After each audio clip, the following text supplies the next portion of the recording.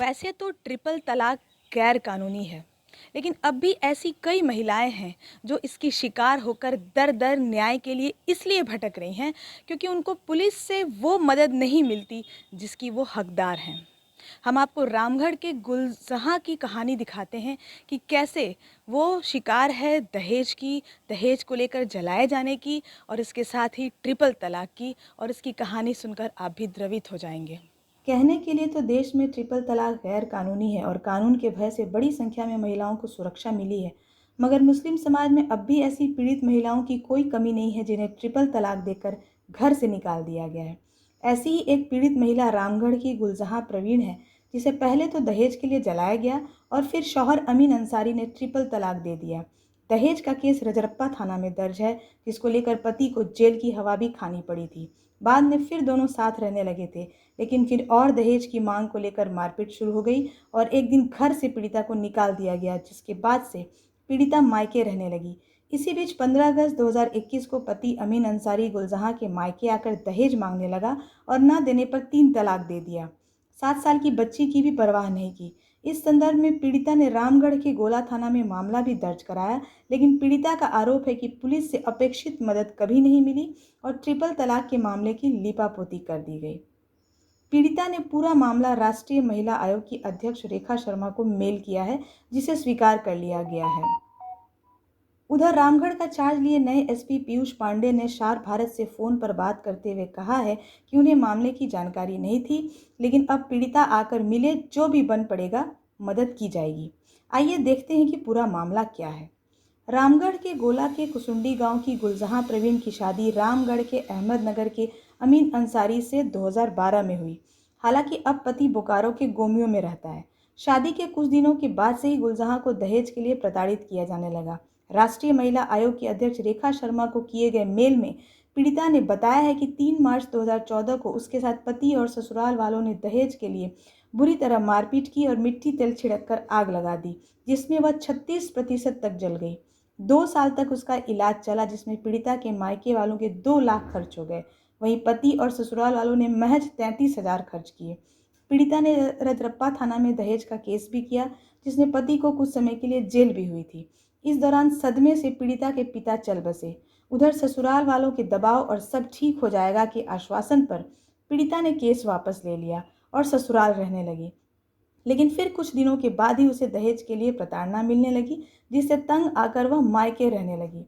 अब पिता भी न थे और मां के पेंशन से किसी तरह वह अपना और बेटी का भरण पोषण करने लगी। इसी बीच 15 अगस्त 2021 को पति मायके आकर दहेज की मांग करने लगा और न मिलने पर उसने ट्रिपल तलाक दे दिया। पीड़िता ने गोला थाने में काफ़ी चक्कर कटने के बाद ट्रिपल तलाक का मामला दर्ज कराया, लेकिन बकौल पीड़िता पुलिस ने लीपापोती कर दी।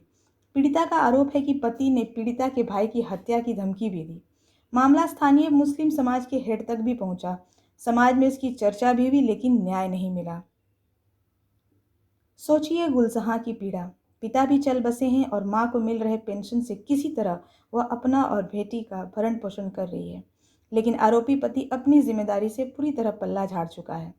पति द्वारा 3 तलाक देने के बाद पीड़िता और परिवार ने गांव के मुस्लिम समाज के हेड सदर साहब को जानकारी दे दी थी। तब पति ने भी स्वीकार किया था कि उसने ये गलती की है। इस संबंध में समाज के लोगों के बीच हुई बातचीत की ऑडियो भी पीड़िता के पास है। अब देखना है कि राष्ट्रीय महिला आयोग की अध्यक्ष से गुहार लगाने और एसपी से मिलने के बाद पीड़िता को न्याय मिलता है कि नहीं। मेरी शादी मोहम्मद अमीन अंसारी के साथ हुई थी मुस्लिम रीति रिवाज से। उसके बाद शादी के कुछ दिन के बाद से दहेज के लेके मेरे ससुराल वाले हमें बहुत तंग करने लगे, मारपीट, घर से निकालना।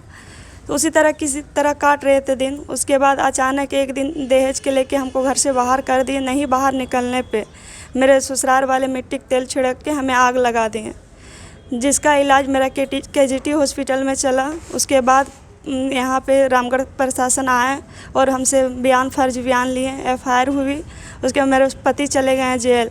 जेल जाने के बाद वो हमको बोलने लगे कि बाहर निकालो हमको, हम अच्छा से देखभाल करेंगे, गलती हो गई अब ऐसा नहीं होगा, तुम्हारा बच्चा का लाइफ बर्बाद हो जाएगा, हम अपना बच्चा तुमको भरण पोषण अच्छा से करेंगे, अब ऐसी किसी तरह की दिक्कत नहीं होगी। फिर पंचायती हम किए अपना गांव में तिरला तिरला में पंचायती होने के बाद उन्होंने फिर हमको ले गए, उड़ीसा ले गए। उड़ीसा ले जाने के बाद कुछ दिन, महीना 15 दिन ठीक रखे, उसके बाद फिर मारपीट करने लगे। मारपीट करके फिर दहेज के लेके मांग करने लगे। तो फिर नहीं हमसे हो पाया, मेरा तो पापा भी देहांत हो गए हैं, मेरे एक भाई थे नहीं कर पाए, तो उसी तरह करने लगे। तो फिर ला के मेरे घर में छोड़ दिए। कुछ दिन फिर अपने घर में ही रहने लगे, अपने मायके में। उसके बाद फिर एक पंचायती साड़म में किए। उन लोग चितापुर छोड़ के साड़म चले गए, वहाँ पे रहने लगे। फिर वहाँ रहने के बाद मेरा भरण पोषण, मेरे बेटी का भरण पोषण, पढ़ाई लिखाई में बहुत दिक्कत होने लगी। सोचे चले जाएंगे, एक्सेप्ट करेंगे, उन लोग रहेंगे, बेटी को लाइफ तो बनेगी। फिर गए वहाँ, घर हमको घुसने नहीं दिए, बोले पंचायती करेगी तब तुमको रखेंगे। पंचायती फिर की वहाँ पे साड़ा में पंचायती करने के बाद 5 लोगों ने फैसला किए। फैसला होने के बाद ले गए हमको। घर ले जाने के बाद घर ले जाने के बाद 15-16 दिन कुछ दिन रखे। उसके बाद 3 तलाक बोल के हमको तलाक दे दिए। और 15 अगस्त 2021 में तलाक के बाद फिर हम घर चले आए। फिर उन लोगों ने आए मेरा घर शाम में 5 बजे के लगभग, उन लोग मेरा मायके आए। मायके से आके मेरा बेटी को छीन के ले गए। उन लोग आए, मेरा नंदोसी भैगिन दामाद। जब 3 तलाक दिए, उन लोग शाम में आए। आने के बाद भी मेरा घर में आके बहुत बच्ची के लेने के कारण में बहुत मारपीट की है वहाँ घर पर आके। तो बच्ची को नहीं लेना, मेरा बच्ची को छीन के ले गए। छीन के ले जाने के बाद विधायक मैम के पास गए, तो उन्होंने बताई बच्ची परेशानी में थी, उसका रिकॉर्डिंग मेरे पास था, विधायक मैम को दिखाएं। तब जाके मेरे बच्ची को विधायक मैम थाना से फ़ोन की, तो थाना के थ्रू मेरा बेटी को मिल गया हमें। उसी समय हम FIR दर्ज किए। FIR ट्रिपल तलाक वाला FIR दर्ज किए उस समय। बेटी के छोड़ दिले तकर बाद हम आदमी हमारे जिंदे हलो तखने जलाए दिल रहे। जलावल के बाद ओकर दवा बीरो करते करते परेशान हो गए। तब फिर मीटिंग कर लालथुन गाँव के अपन जात ने मीटिंग बैठला। तो कल ना हम भरम पसम करबे, हमरा जेल से निकालते तब। और जब जेल से निकला दिलिए, हियाँ हजारीबाग से बेल ना होलो तो रांची हाईकोर्ट से बेल करेलिए। और रांची हाईकोर्ट से जब बेल करेलिए तो वहाँ बोल रहे आपका अथी के सामने कि बोलना हम इसको भरम पसर करेंगे, अच्छा से रखेंगे। और छूटल के जब वहाँ से बेल हो गए, आ गए, तो अपना घर चल गए। अपन घर के बेल फिर हम मीटिंग बैठेलिए।